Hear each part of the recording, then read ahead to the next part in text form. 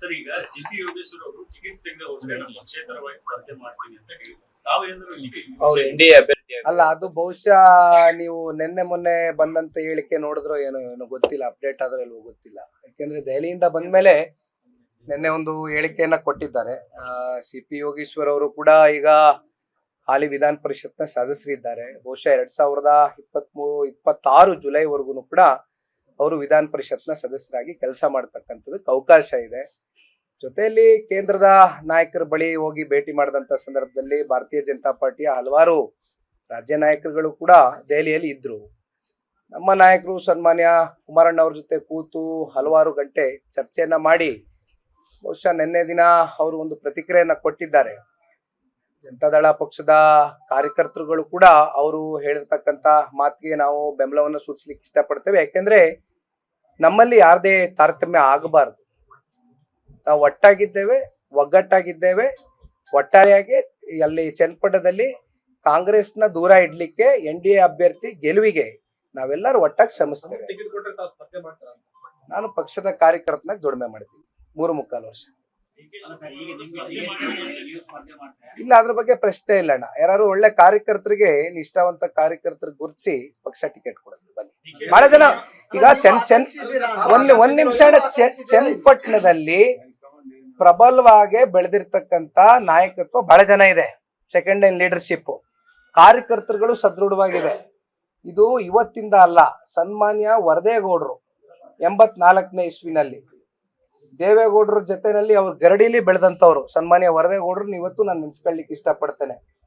ಯಾವಾಗ ಸನ್ಮಾನ್ಯ ವರದೇಗೌಡರು ಕಾಲದ ನಂತರ 19 ವರ್ಷ ಚನ್ನಪಟ್ಟಣದಲ್ಲಿ ನಮ್ಮದಾದಂತ ಮತಗಳು ಹತ್ತತ್ರ 60,000 70,000. ಈಗ ಸಿಮ್ಲಿಂ ನಾಗರಾಜ್ ಅಂತ ಒಬ್ರಿದ್ರು, ಬಹಳ ಅತ್ಯಂತ ನಿಷ್ಠಾವಂತ ಕಾರ್ಯಕರ್ತರು. ಆರ್ಥಿಕವಾಗಿ ಅವ್ರಿಗೆ ಶಕ್ತಿ ಇರ್ಲಿಲ್ಲ, ಬಟ್ ನಿಷ್ಠೆ ಪ್ರಾಮಾಣಿಕತೆಯಲ್ಲಿ ನಂಬರ್ 1 ನಮ್ಮ ಪಕ್ಷಕ್ಕೆ. ಅಂತವ್ರಿಗೆ ಗುರುತಿಸಿ ಪಕ್ಷ ಟಿಕೆಟ್ ಕೊಟ್ಟಾಗ 58,000 ಮತಗಳು ಕ್ರೋಢೀಕರಿಸಿದ್ರು.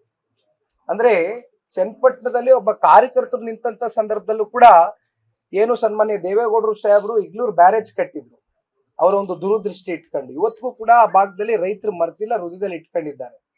ಹಾಗಾಗಿ ಇವೆಲ್ಲವನ್ನ ನೋಡಿದಾಗ ಪಕ್ಷದ ಯಾರಾದ್ರೂ ನಿಷ್ಠಾವಂತ ಕಾರ್ಯಕರ್ತರಿಗೆ ಕೊಟ್ಟು ಮುಂದಿನ ದಿನಗಳಲ್ಲಿ ಯಾವ ರೀತಿ ಕೇಂದ್ರದ ನಾಯಕರುಗಳು ಸೂಚನೆ ಕೊಡ್ತಾರೆ, ಯಾವ ರೀತಿ ಎನ್ಡಿಎ ಅಭ್ಯರ್ಥಿ ಆಗ್ಬೇಕು ಅಂತಕ್ಕಂತ ಫೈನಲ್ ಕಾಲ್ ತಗೊಳ್ತಾರೆ, ನಾವೆಲ್ಲರೂ ಅವ್ರ ಜೊತೆ ನಿಂತು ಹೋರಾಟ ಮಾಡ್ತೀವಿ.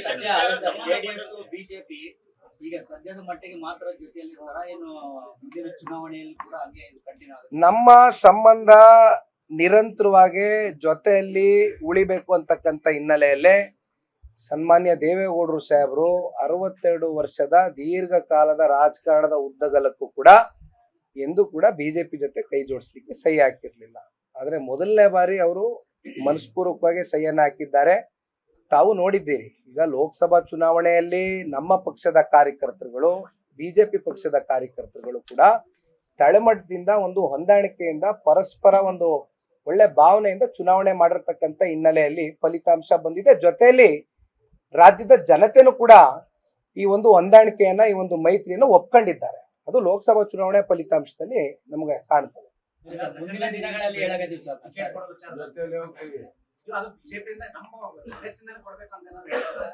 ಯಾವ್ದಣ್ಣ, ಈಗ ಚನ್ನಪಟ್ಟಣದಲ್ಲಿ ಸಹಜವಾಗಿ ಸನ್ಮಾನ್ಯ ಕುಮಾರಣ್ಣ ಅವರು 5 ವರ್ಷಗಳ ಕಾಲ JDS ಚಿಹ್ನೆಗೆ ಮತ ಹಾಕಿದ್ರು ಜನ.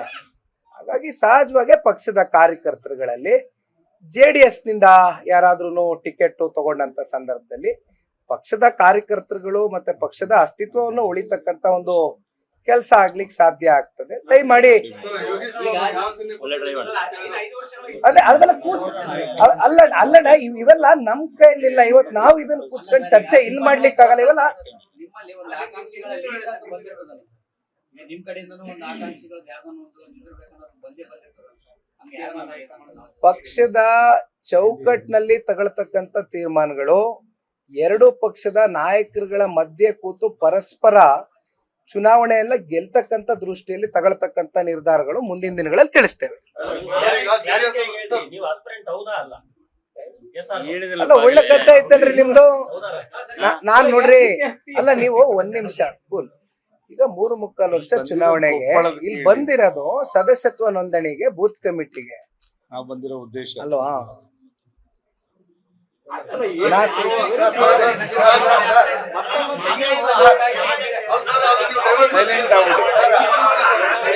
ನೀವು ನೋಡ್ರಣ ನಮ್ಮ ಕೊಪ್ಪಳದ ಮಾಧ್ಯಮದ ಮಿತ್ರರು ನೀವ್ ಎಷ್ಟು ತಿರ್ಚಿ ಕೇಳಿದ್ರು ನಮ್ಮ ಉತ್ತರ ಇಷ್ಟೇ.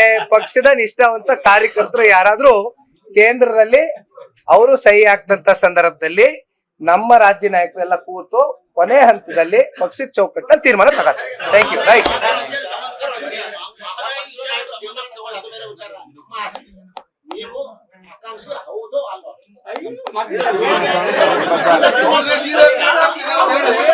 ಈಗ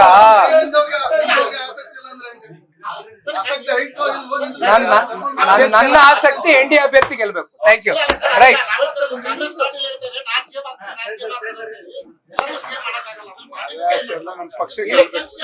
ಆಯ್ತಣ್ಣ, ಒಂದ್ ನಿಮಿಷ ಅವ್ರಿಗೊಂದು ಉತ್ತರ. ಒಂದ್ ಸೆಕೆಂಡ್.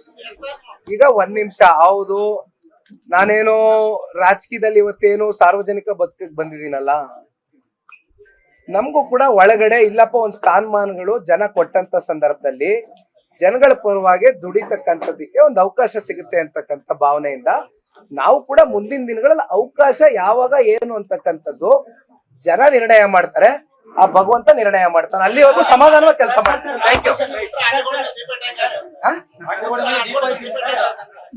ಇರ್ಲಿ, ಬನ್ನಿ, ಸದ್ಯಕ್ಕೆ ಹಂಗೆ ಇರ್ಲಿ. Thank you.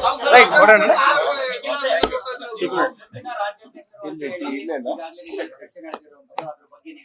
ನನಗೆ ನೋಡೋಣ, ಈಗ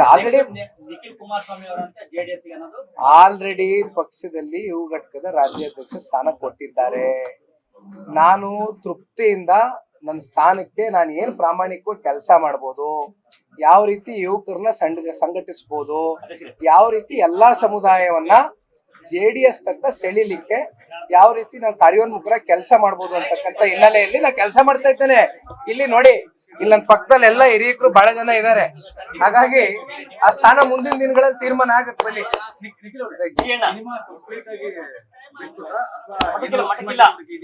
ತಾತ್ಕಾಲಿಕ. Thank you.